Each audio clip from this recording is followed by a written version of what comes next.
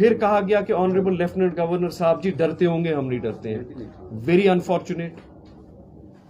Honourable LG साहब को क्यों बार बार इसमें लाया जा रहा है? मेरी ऑनरेबल एलजी साहब के साथ एक ये रिलेशन है, मैं मेयर हूं, वो ऑनरेबल लेफ्टिनेंट गवर्नर है, हेड ऑफ द स्टेट भी हैं, head of union territory, head of administration है अभी, और उनने हमेशा वक्तन फवक्तन शहर की बेहतरी के लिए ये चाहा है कि काम हो।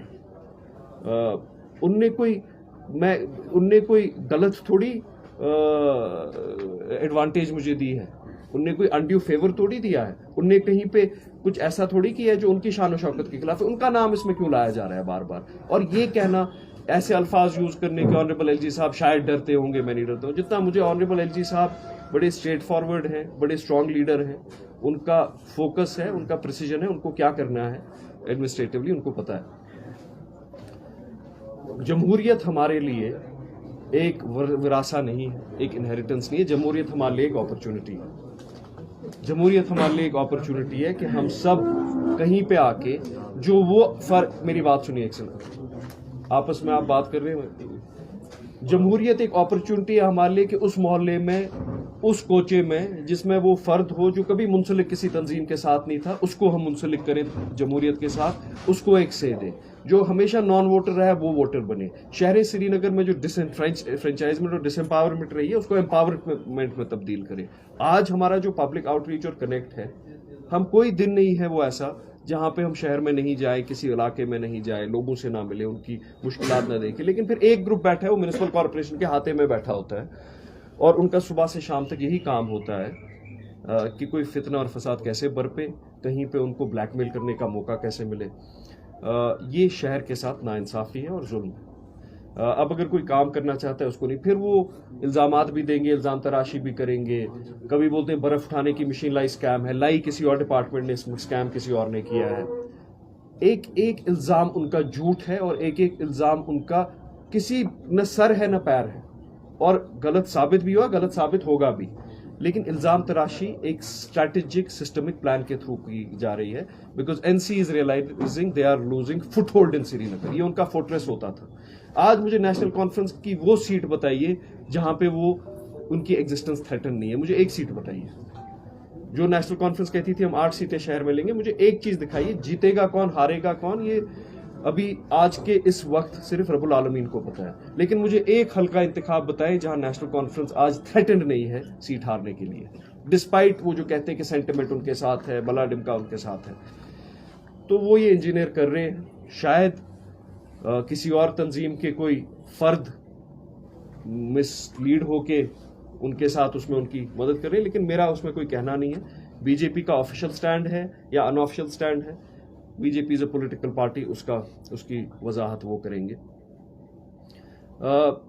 हमारी लॉयल्टी और कमिटमेंट लोगों के तई है।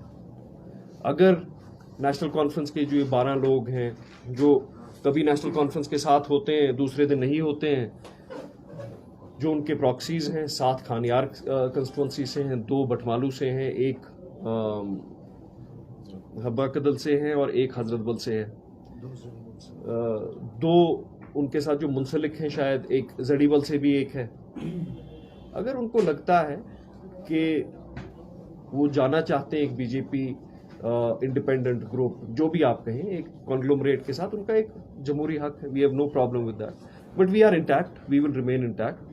और अगर मुझे कभी ऐसा लगता है कि ये म्युनिसिपल कॉर्पोरेशन वो काम नहीं कर पा रही है जिसके लिए ये बनी है, तो मैंने अपने साथियों से भी कहा, हमने आपस में भी कहा, हम सब इससे मुंसलिक होने से कोई गुरेज नहीं करेंगे, इससे मुस्तफ़ी होने में कोई गुरेज नहीं करेंगे। अगर हमें लगा कि वो डिलीवरेंस हो ही नहीं रही है जिसके लिए बनी है, वो ऑप्शन तो हमारे लिए हमेशा ओपन है कि हम अपने अपने घरों में बैठें।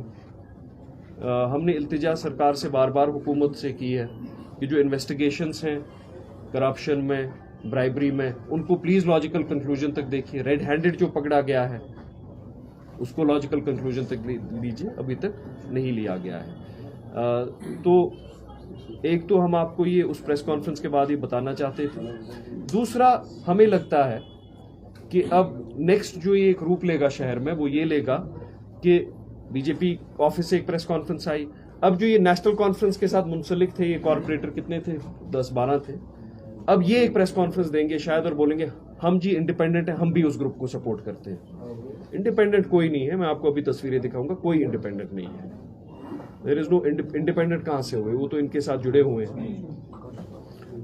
शायद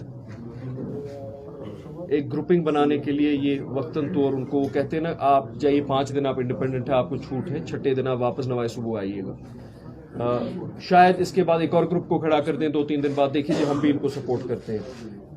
बट जिसने सपोर्ट करना है, हम उनका सपोर्ट न मांगेंगे न वाई करेंगे, हमारे अपने नंबर्स बराबर हैं और हम अपना ग्रुप हमेशा इंटैक्ट रखेंगे, अकाउंटेबल आप सबके पास रहेंगे।